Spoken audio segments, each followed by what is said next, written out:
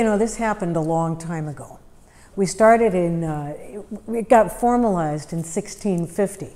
And the story was there was a Jesuit missionary priest who went around the countryside in France. And as he did so, he met various women who wanted to do something different from what they saw possible in lay life or as women religious, as nuns. We don't know very much about them except their names and maybe a little bit of data like when they were born or baptized. But key to it was they wanted to do something different. They wanted to be in service to God and neighbor, but they didn't want to be the traditional nuns who were in the cloister and dressed in a particular way and living by a very strict rule, because their way of knowing God and serving God was by serving the neighbor.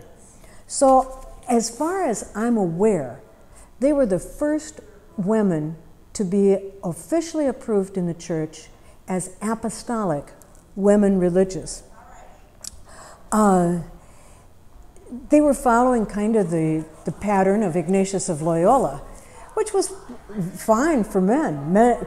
Since the Dominicans and the Franciscans, men had been doing that sort of thing. So what they did was they began with a hospital.